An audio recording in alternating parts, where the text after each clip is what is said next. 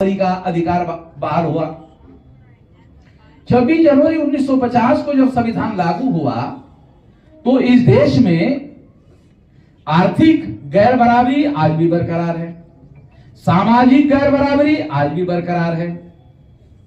मगर 26 जनवरी 1950 को हर 21 साल के व्यक्ति को संविधान ने बराबर घोषित कर दिया।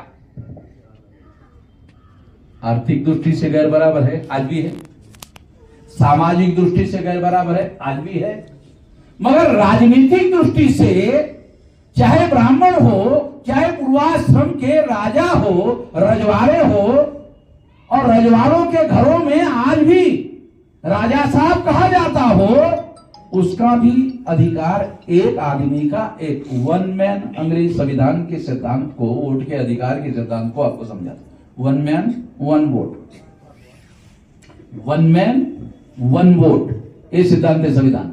One man one vote and one vote one value. दो सिद्धांतों को ध्यान रखो, one man one vote and one vote one value. राजा के वोट का वैल्यू और साधारण से साधारण जो भी व्यक्ति है उसका वोट का वैल्यू भी उतना ही है। रानी काशीराम जी कहा करते थे, रानी का वोट और नेत्रानी का वोट बराबर। काशीराम जी कहा करते थे, रानी का वोट और नेत्रानी का वोट बराबर। इसको कहते हैं राजनीतिक बराबरी, पॉलिटिकली इक्वल। यानी भारत के संविधान ने जो समाज सामाजिक रूप से अनइक्वल था, राजनीतिक रूप से भी अनइक्वल था, आर्थिक दृष्टि से भी अनइक्वल था, ये तीन मेजर असमानता थी, उसमें 26 जनवरी 1950 को राजनीतिक रूप से सभी को समान घोषित कर दिया गया। कितने लोगों को ये बात ठीक से पता है?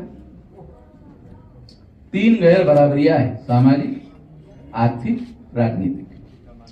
इसमें सामाजिक गैर बराबरी अभी भी बरकरार है, आर्थिक गैर बराबरी अभी भी बरकरार है, मगर राजनीतिक गैर बराबरी 26 जनवरी 1950 को समाप्त कर दिया गया। और राजनीतिक गैर बराबरी को समाप्त करने के लिए सभी 21 साल के व्यक्ति को समान रूप से वोट का अधिकार बहाल कर दिया गया। जाति के आधार पर भी सभी लोगों को समान अधिकार वोट का, स्त्री और पुरुष इनको भी वोट के अधिकार में बराबरी का अधिकार। अमेरिका आज दुनिया का सबसे पहले नंबर का देश है। अमेरिका में बहुत सालों तक महिलाओं को वोट का अधिकार नहीं था। इंग्लैंड में जहां से हमारी डेमोक्रेसी आई, वहां सभी महिलाओं को वोट का अधिकार नहीं था।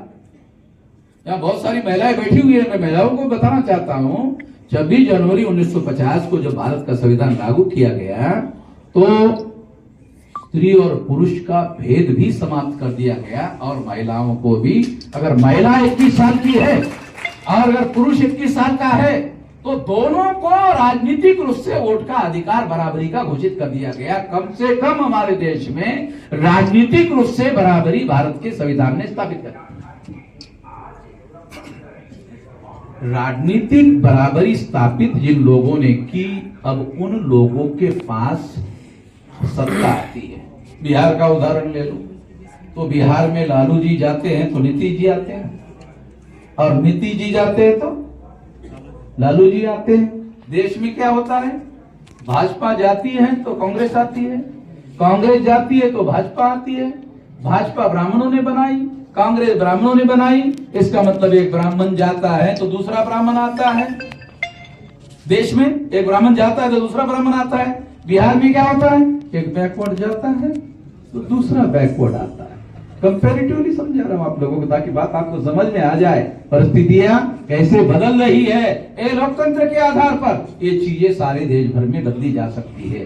कितने लोगों को पता है कि 131 member parliament schedule caste schedule tribe के कंपलसरी चुनकर जाते हैं हर चुनाव में? कितने लोगों को पता है? 131 मेंबर पार्लियामेंट, 1000 से ज्यादा एमएलए सारे देश भर में चुनकर जाते हैं अनुसूचित जाति जनजाति के। 131 मेंबर पार्लियामेंट अनुसूचित जाति जनजाति के हर पार्लियामेंट में चुनकर जाते हैं और इनके समर्थन के बगैर सेंट्रल में कोई भी गवर्नमेंट बहुमत नहीं बना सकती। अगर इनका आंकड़ा निकाल दो तो न बीजेपी की सरकार बन सकती है न कांग्रेस की सरकार बन सकती है। आज तक इनके सपोर्ट के बगैर किसी की सरकार नहीं बनी है।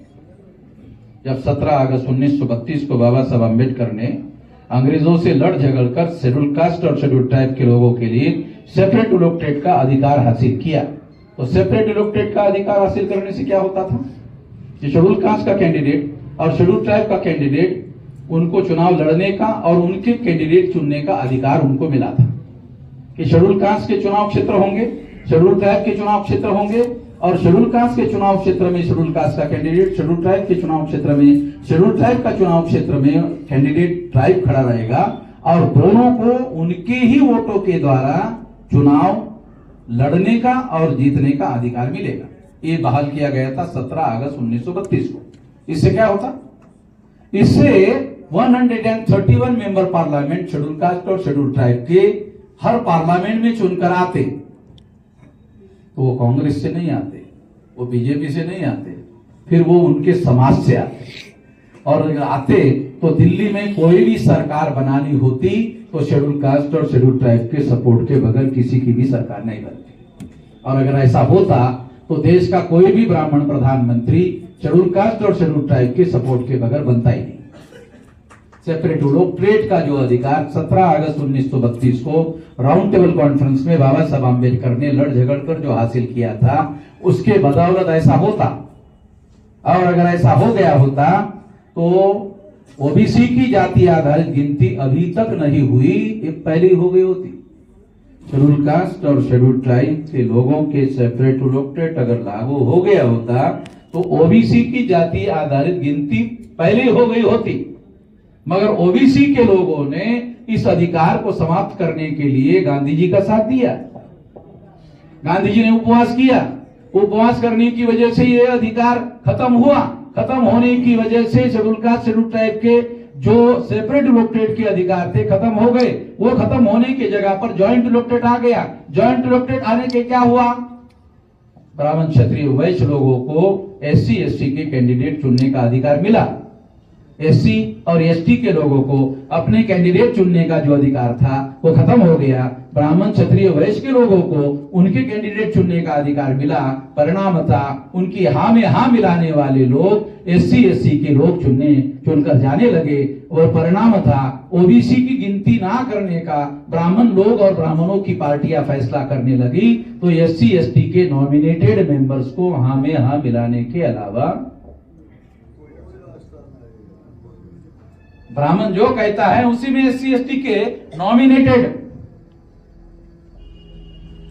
आपको ये संवैधानिक भाषा है, देशी भाषा में बताओगे, थोड़ा सा सुनने को अच्छा नहीं लगता मगर आपको देशी भाषा में समझाना पड़ेगा। एक औरत शादीशुदा होती ना, होती कि नहीं?